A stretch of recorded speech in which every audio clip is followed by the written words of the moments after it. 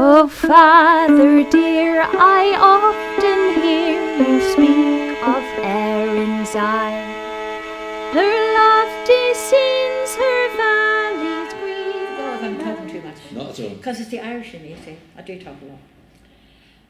When I go with the pensioners on the coast somewhere, they all say, can we sit beside her because she tells a story? We lived in a village called Drummond, County Leitrim, and the family had a family store, an egg store, but it was but one of the families had to go because business wasn't good.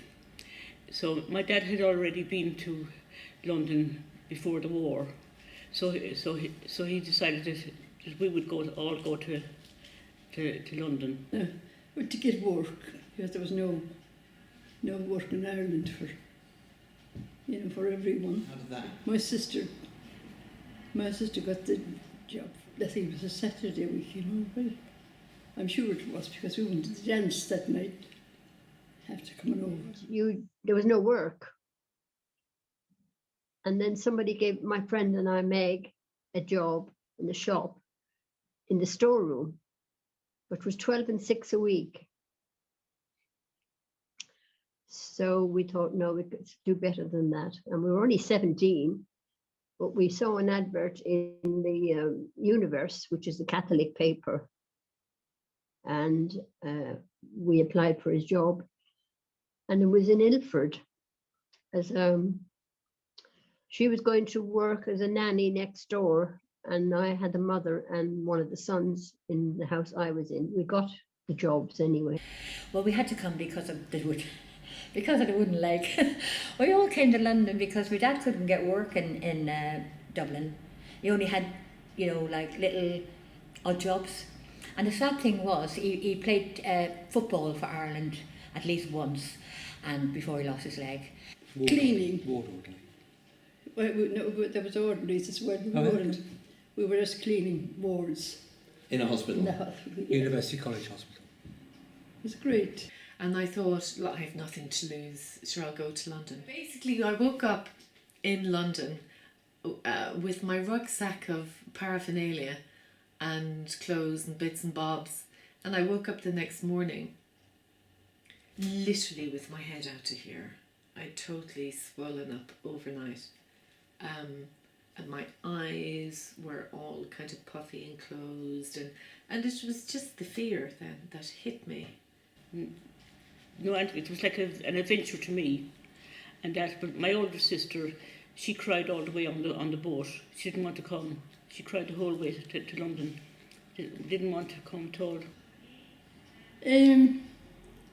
As I said, it was after the coronation, and there were streamers all over the place. And of course, I thought they were there all the time. So did my friend.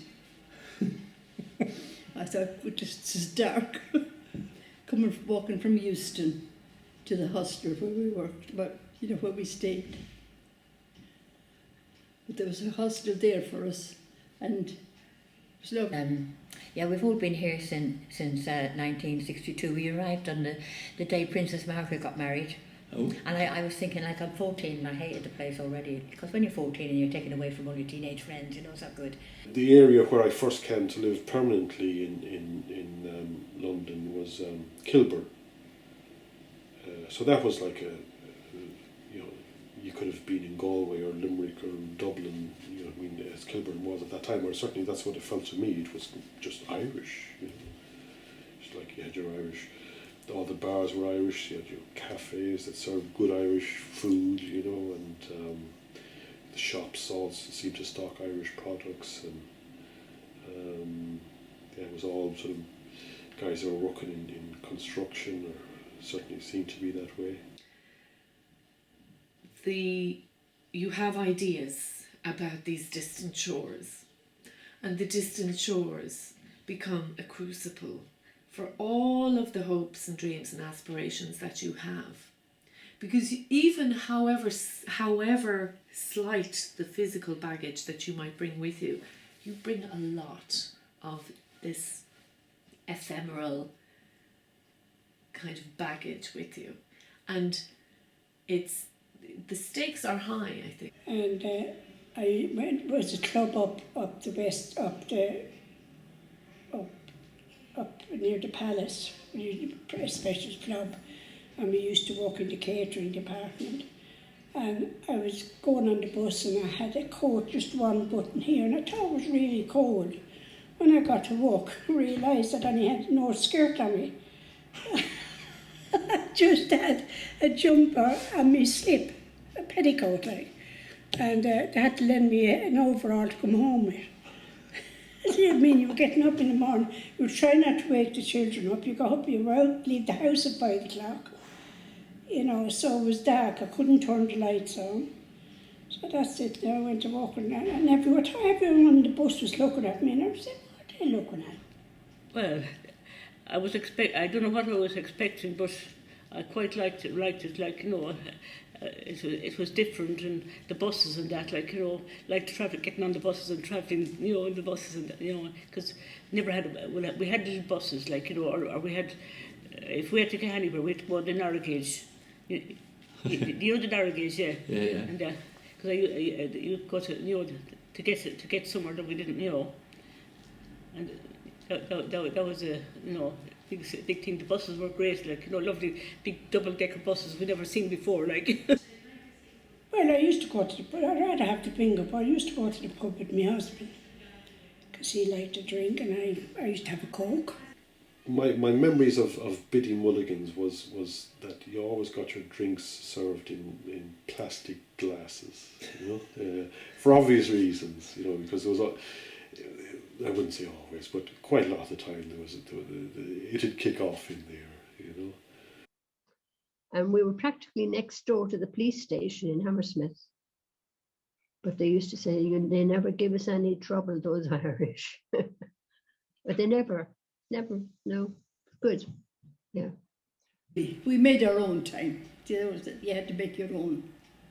We got up to some tricks and everything. It's, especially Connemara Irish, which is where I'm from, it's a bit rowdy, you know, it's a bit rowdy and bold, and having that kind of boldness and rowdiness in your everyday language is a real treat. You know, and I do miss it.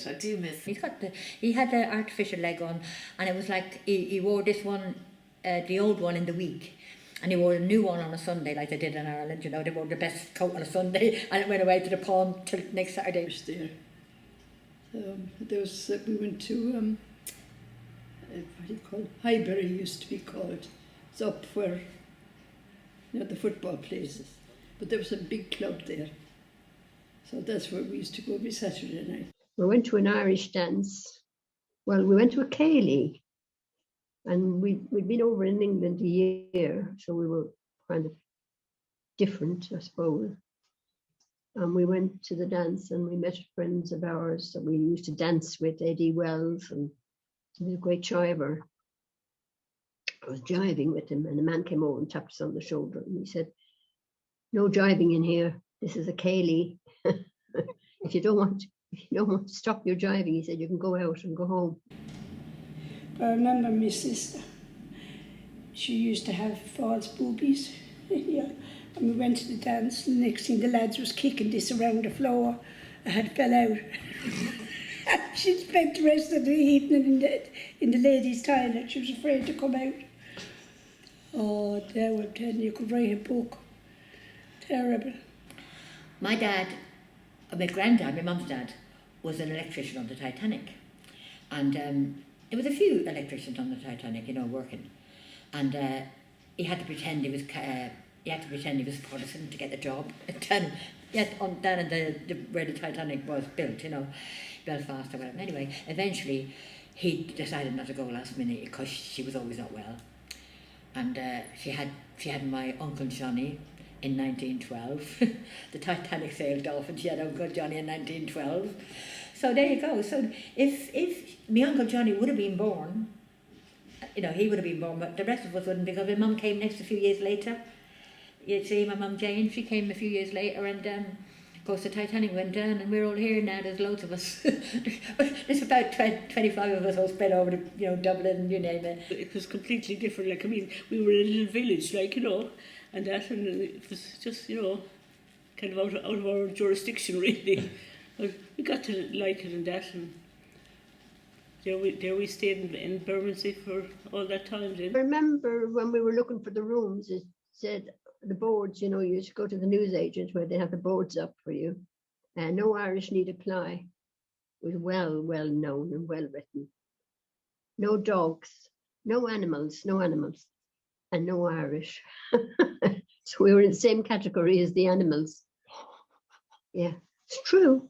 Yeah, I remember standing in Bayswater looking at the boards, and it said no Irish need apply. So the flat we got, or the rooms we got, was run by an Indian man. And whether he felt sorry for us or not, I don't know, but he let us in.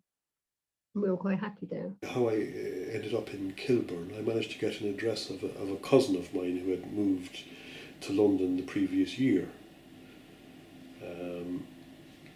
So I just turned up on her doorstep one day with a bag at my back and sort of says, "Can I stay here?"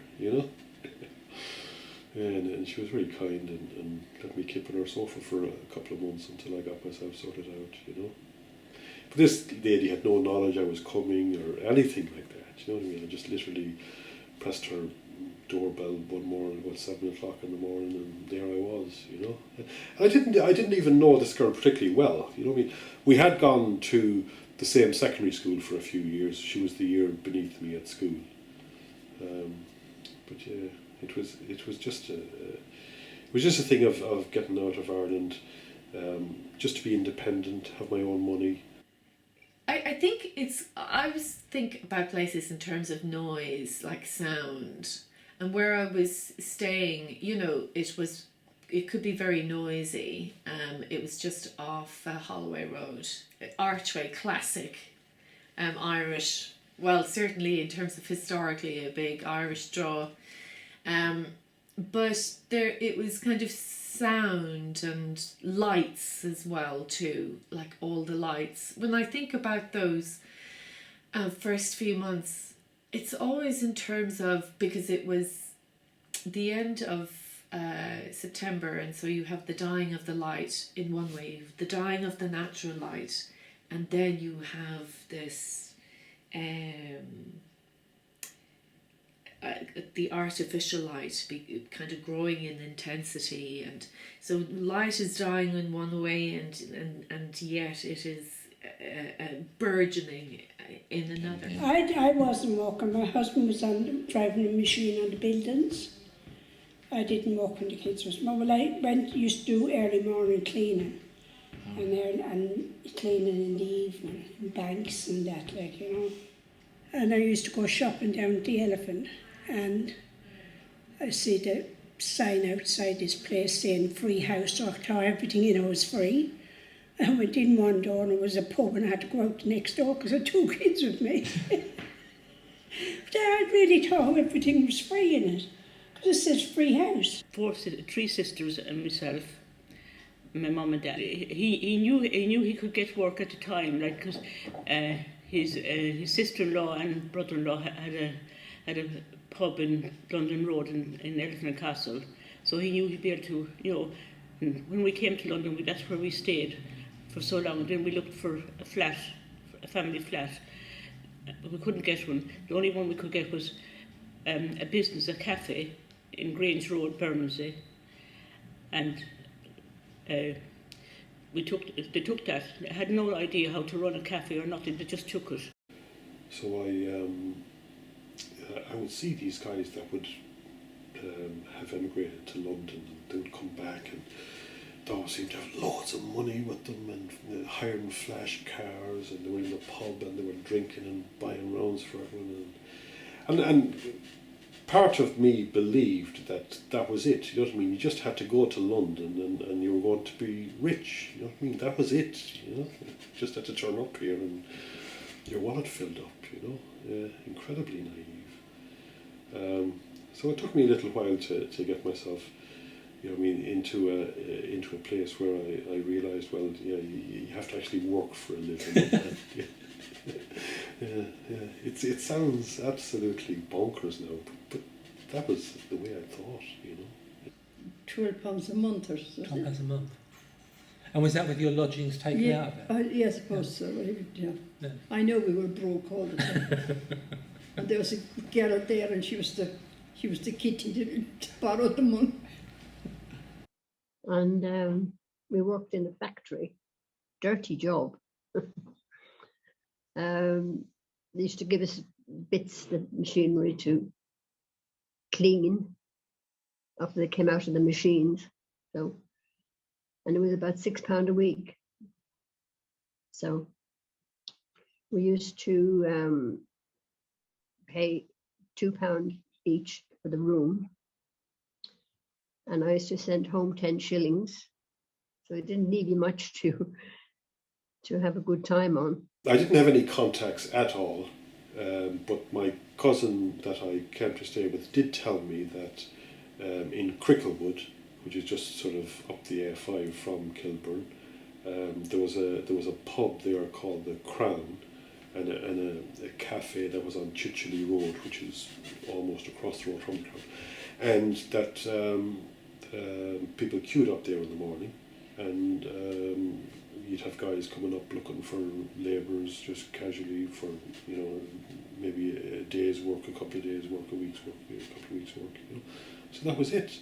I would just turn up there in the morning, if you're up there for around 7 o'clock, and get guys come around.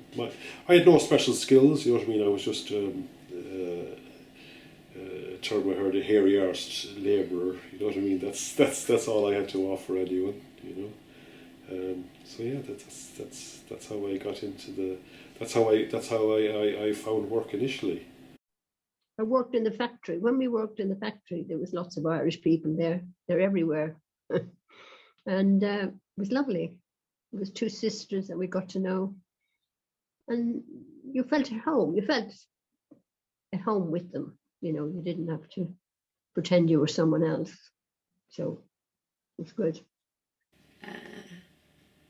Yeah, and it's kind of funny. I was looking there the other day at this old book of Irish language prayers that it was compiled, this book by an old parish priest based on the records that he'd found from the parish priest that was there when I was growing up as a child. And as a child, at the end of every mass, he'd go into all these prayers. And you'd be standing there going, oh my God almighty, like, you know, when are we going to be done? These old prayers, and as a child. But you would know them because you'd hear them like literally dozens and hundreds and scores of times. And so they kind of, by a process of osmosis, they infused your brain. And so you knew the words and you'd recite them. I met him in June. And we started going out in September. Dance. He came over and I didn't know who he was. As I knew his brothers in Ireland. Oh, I see. And I knew where he lived and everything, but I didn't know him. I think I remember him when he was young. You know, but yeah. So, you come all the way to London to meet somebody from... Yes. Yeah. I did a married an Irishman. He was from Mullingar. And I was 21 when I married him. I met him when I was 16, because there was a pub next door to us, and my older sister used to go in there like with her friends, and one evening I had to go and get her because dinner was ready. A gas ring, not a cooker or anything. We had a gas ring in the fireplace. We just put that on, and we'd boil whatever. We'd boil up potatoes. We'd fry. It was amazing the things we did on that warm ring. I think the first time you had rabbit stew, didn't you? The first night you came over, yeah. So they had to sort of like deal with a whole new sort of way of eating. And in fact, you say about. I didn't realise until I was in my teens that people boiled a potato without it being in its skin, because that's how we did it at home. You know, the Irish way of doing it is to boil everything, boil the potatoes and then skin them, and it's sort of that sort of thing is how it's ingrained into you. To say I remember the first time I made a stew for my husband. He said to me, where's the meat? The meat was still in the freezer. I'd never cooked before. My mother done all the cooking, like, you know. But you had to learn. You know, you had to learn. That was it. I was only 16 when I got married. My husband was 19. He said to my sister, I'm going to take that girl out. And so she said, no, you're not. She said, she's too young for you. She's my sister, so keep your eyes off her. But he persevered. And they had a bathroom down the corridor that you could use or to have a bath, obviously. But you put, I don't know how many pennies you put in, the old pennies you put in there, and it go bang, frighten the life out of it the first time. I thought we were going to blow up. But it's all different. We didn't have gas rings in Ireland. Of course, we didn't have any gas. So we never knew what we were doing with it. So I wonder we didn't blow the house up sometime. If you're going back a lot, because you've got a foot in either camp. I mean, I think that the benefits of it are great as well. That you can go home. I mean, I would go home sometimes for a couple of months at a time, depending on if I had a job, something that I was working on out there, an acting job, and I'd be home for months, or on a monthly basis, or every 6 weeks or so, doing voiceover work. And that's really, really great. And it's because it's so lovely. Most of the work that I do is in the Irish language, and so that's fabulous on all kinds of different levels. My son has gone back to Ireland to live. He's been over there now must be nearly 30 years. So he rang me 2 weeks ago. Mum, what are you doing for Christmas? I don't know. I said, I haven't made up my mind. So 2 hours after he rang back, he said, I've booked the ticket, I've paid for it, that's your Christmas present. I didn't get a chance to think about it. We went home one Christmas, it was lovely. And but I didn't. My life wasn't very good at home, so. I haven't been for ages because I've got a son who's married to an Italian and lives in Italy. So I'm kind of drawn between, because I've got grandchildren in Italy. So I'm drawn between that, but I haven't seen him for 3 years now. And we went home once, Christmas. We saved enough money to go home. We'd get home to Ireland, we wouldn't have any money. And we went home at Christmas. I'll never forget the boat. We were all sick. We were dying when we got up at the boat. And it's been very interesting since I've not been able to do that. Yeah. Now, even though I absolutely adore the English language and always have done, I absolutely love it. Especially its expressions in poetry, and oh my gosh, it's so varied, and it's like this extraordinary confection, this amazing language that's so steeped in exceptions. I think Mum and Dad had a great balance between the two things. One is there was no romance about Ireland. They were always informative about how life was there. But we were exposed to all the culture in terms of Irish music, in terms of people coming around to the house, relations, dancing in the house and things like that. It was very much a way of life. But I think the thing about the Irish language is that an awful lot of like everyday language is very poetic. Modes of expression are very poetic, and it does this thing whereby it presents you with an image and you kind of step into the image, and it's like it's kind of in some ways you can wind up having very colourful and kind of cheeky conversations whereby there's a lot of the wink and elbow kind of language of, oh, okay, because people say things like, if somebody say if you met somebody and they were, quite forceful and, maybe a little bit ostentatious, or, a fairly healthy ego going on, and you might kind of say to them, oh, tugador talafwi. And that means, he has an awful lot of land under him, under his feet, because he needs it to hold himself Work. up. And that was really the sort of thing that we grew up with. And of course, I think at that time, what people tend to forget now is the communication was a lot different to it is now. Telephones weren't a sort of a way of life. It was letters. My godmother was one of the first people that had a Philips cassette recorder, and I remember her taking messages back to Ireland, and indeed her having people singing, and things like that.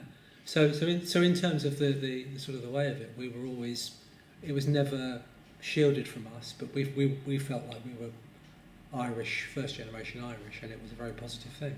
The whole thing about Mum and Dad's experience was it was challenging, but it was a case of get on with it, get on with it, and I think that's the sort of the thing that's always been instilled with us.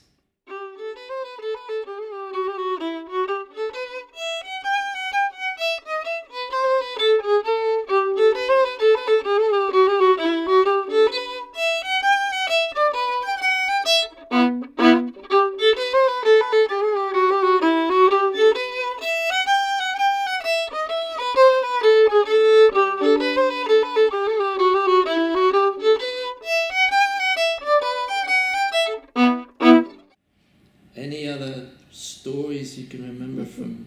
Oh, you're not going to hear them. Oh,